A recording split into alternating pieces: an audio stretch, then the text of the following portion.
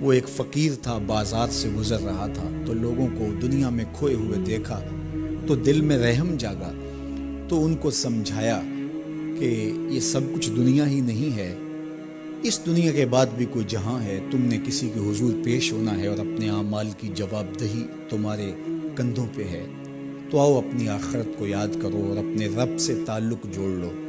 لوگوں نے کہا جا بابا کام کر، تجھے کیا پتا کہ دنیا کی لذتیں کیا ہیں اور ہم کس کام کاج میں لگے ہیں، جا اپنا کام کر۔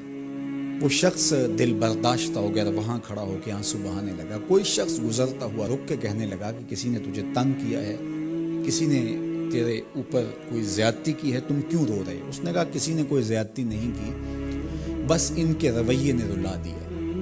کہا کیا ہوا؟ کہا گزر رہا تھا، ان کو دنیا میں کھوئے ہوئے دیکھا، دل میں خیال جاگا کہ ان بندوں کی اور رب کی صلح نہ کروا دوں۔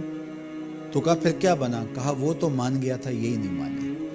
وہ تو کہتا تھا لے آ میری دہلیز پہ، میں سارے گناہ معاف کر دوں گا، ہم تو مائل بکرم ہیں، کوئی سائل ہی نہیں، لیکن ان سے بات کی تو یہ نہیں مانے۔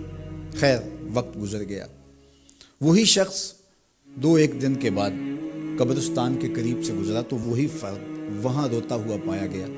تو اس نے پھر اپنی گاڑی، اپنی سواری روکی اور کہا بابا عجیب شخص ہے، بازاروں میں بھی روتا ہے، قبرستانوں میں بھی روتا ہے، آج کیا مسئلہ تجھے ہوا؟ کہا مسئلہ وہی میرا کل پرسوں والا ہے، بازار میں گیا تھا اور میرا خیال تھا کہ بندوں اور رب کی صلح کروا دوں، وہ تو مان گیا لیکن یہی نہیں مانے، مایوس ہو کے آج قبرستان والوں کے پاس آ گیا اور یہاں میرا خیال یہ ہوا ان کی اور اس کی صلح کروا دوں۔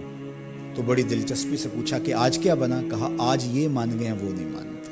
تو قبل اس سے کہ وہ وقت آئے اور ہم کہیں کہ یا لیتنی قدمت لحیاتی، ہائے میں نے یہ زندگی آخرت کے لیے آگے بھیج دی ہوتی، تو آج وقت ہے، وقت پر کافی ہے قطرہ بھی آب خوش ہنگام کا، جل گیا جب کھیت برسا می تو پھر کس کام کا۔ جنہوں نے اپنی زندگی گناہوں میں گزار دی، خواہشات نفس میں گزار دی، آرزوؤں اور تمناؤں میں بسر کر دی، دو دنی چار کے چکر میں پڑے رہے، دولت کے انبار لگ گئے، پھر بھی نفس رجا نہیں ہے، اندر کی خواہشات تشنا کی تشنا ہی رہی، پھر بھی سیرابی نہیں ہوئی، کوزائے چشم حریصاں پر نشد، تا صدف کانے نشد پر در نشد۔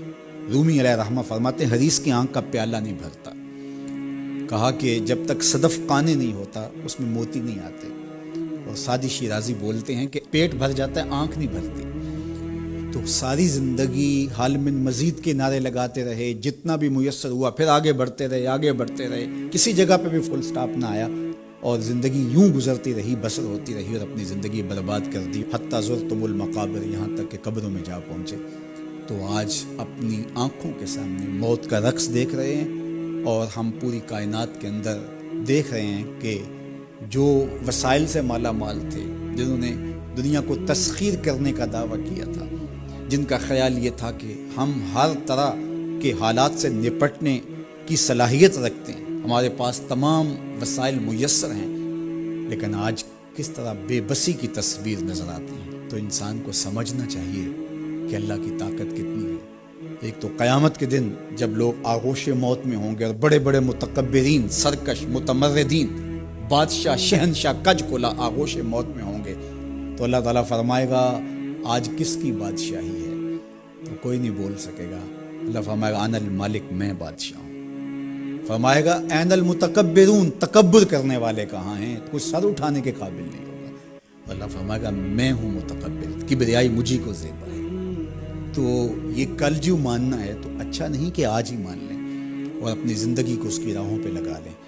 تو یہ مختصر زندگی اللہ کی امانت ہے، اللہ جل شانہ ہمیں اس زندگی کو اس کے راستے میں لگانے کی توفیق دے۔